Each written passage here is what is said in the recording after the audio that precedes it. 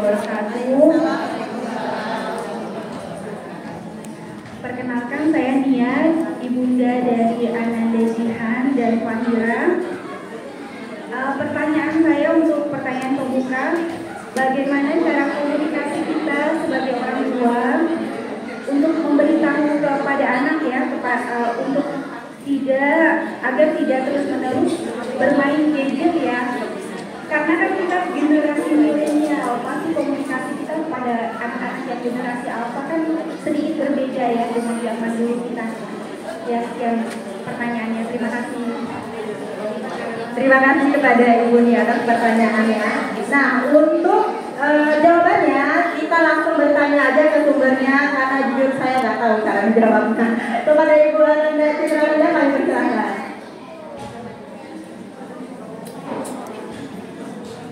Assalamualaikum warahmatullahi wabarakatuh.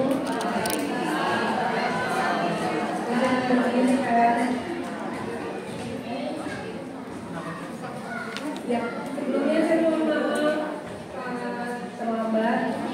Saya dengan mulia, saya kebetulan psikolog. Saya ada kliniknya itu di kesehatan mental. Di dalamnya ada klinik anak, ada saya namanya Diksi, dan lainnya. Dan masalah mental kepribadian remaja dan dewasa. Sebelumnya mohon maaf banget terlambat karena anak saya sakit jadi bangun tadi dari udah malam badan panas. Biasa ya ibu kan ibu bekerja jadi tetap tapi maksudnya anak selesai dulu jadi saya tadi ini anak dulu makan minum obat sudah tidur mungkin ya, jadi mohon maaf terlambat sampai sini. Jadi sebenarnya mau menanyakan ini dulu Pak, slide. Nah, iya. Tapi tadi saya coba jawab dulu gimana cara ngasih tahu anak.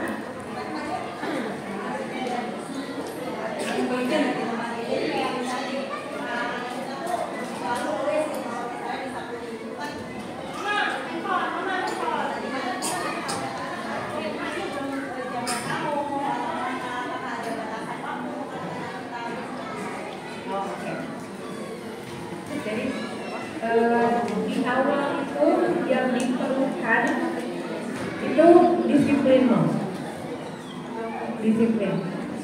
Konsepnya tuh gini,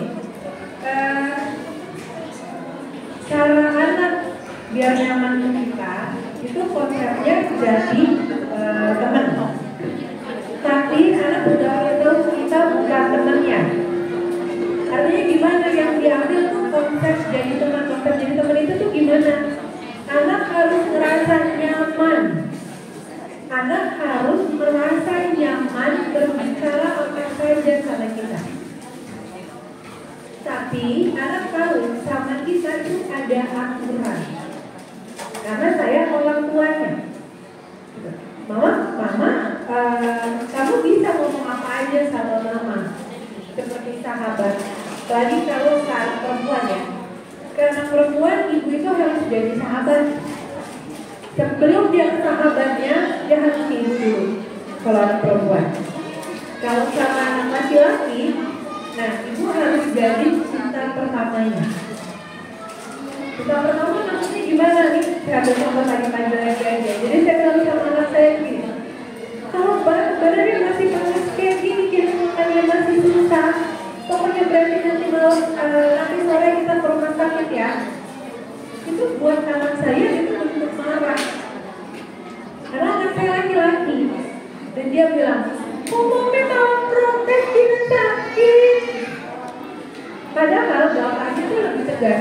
Ya, gak ada manja sama Abi. Makan, lebih tegas sama bapak. Bapak kira kalau saya lagi jaga saya, anak sebenarnya gak sesengeng itu.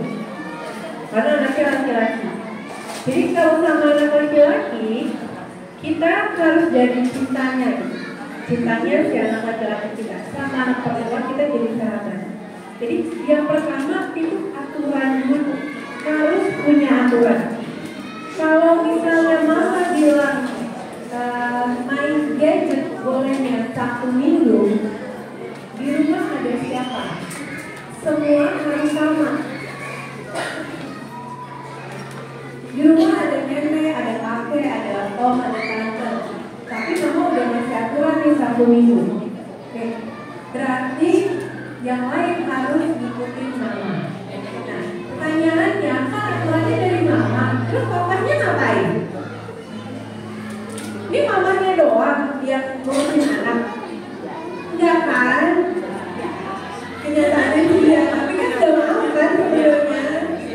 Mama gak mau kan cuma mama aja yang ngurusin anak. Kan bikinnya bareng, masa ngurusinnya saya aja sendirian.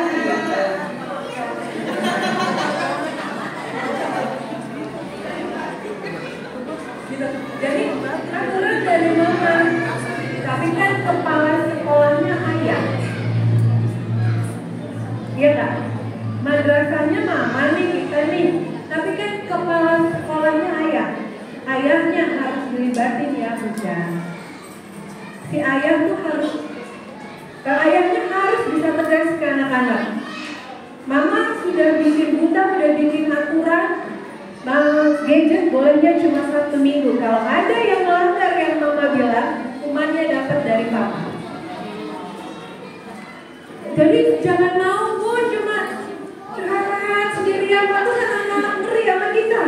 Kita istirahatnya dari pagi sampai besok pagi lagi, ya kan? Jangan mau ngurusin anak sendirian. Saya suka kesel soalnya kalau yang ibu-ibu yang menyediakan dirinya 100%. Ya kan saya di rumah, terus kenapa kalau saya di rumah? Nabi masih pergi kemana-mana, Rasul pergi kemana-mana dikurusin anak. Dan ayat dalam Al-Quran Bapak ya yang sering disuruh ajak ngomong anak. Kenapa? Karena kalau ibu itu sudah otomatis dari dalam kandungan kita udah ngajak ngobrol sama kita. Tapi Al-Quran 17 kali katanya ya lebih banyak membahas tentang komunikasi anak dan bapak. Artinya apa? Bunda diajakin ayahnya untuk terlibat dalam proses pengasuhan. Jangan mau capek sendirian. Ya kan kamu di rumah seharian. Terus kalau yang perempuannya kerja, ibunya kerja berarti lepas tangan dong. Saya lepas tangan dong. Kan enggak juga. Kalau kita kerja kita tetap ngurusin anak. Kenapa suami kita kerja dia nggak boleh ngurusin anak? Nah itu harus bisa kerjasama. Ayah itu kepala sekolahnya. Saya udah ngasih aturan nih. Ayah tolong dong bantuin saya kontrol. Jangan sampai anaknya hebat, anak ayah. Kan untuk anaknya dipanggil ke sekolah, Bunda sih sibuk terus, nonton TikTok lah. Kenapa giliran bagus anak ayah kalau jelek anak bapak? Jangan ya. Jadi ayahnya dilibatkan dalam proses pengasuhan. Tadi yang pertama untuk mencegah gadget itu disiplin. Disiplin dari siapa? Kalau aturan dari mama, maka minta ayah untuk jadi kepala sekolahnya. Minta ayah, kalau melanggar yang mama bilang, jadi ayah itu harus memperkuat apa yang mama bilang.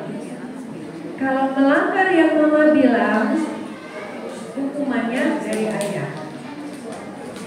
Gitu. Kenapa? Karena anak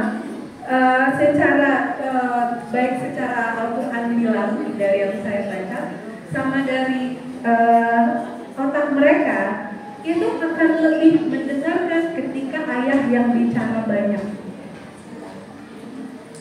Makanya kenapa kalau ibu sering banget nggak usah ke anak kita aja deh dulu. Iya, mama nggak bisa banget nih begini. Tapi kan nggak nyangkut banyak tuh di kita. Tapi kalau ayah dia ngomong sedikit aja, biasanya kita udah mau lebih dengerin tuh. Karena dari gelombang otak, suara itu juga anak tuh katanya lebih dengerin kalau bapaknya ngomong. Terus ibu perannya apa? Ibu pakai kasih sayang ngomongnya.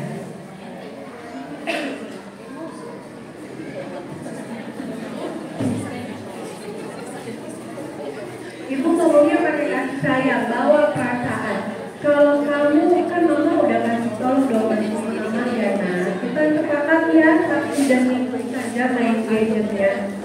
Kalau kamu mainnya setiap hari, nanti kapan kamu belajarnya? Mainnya pakai perasaan, yang pakai kecerdasan itu ayah. Makanya harus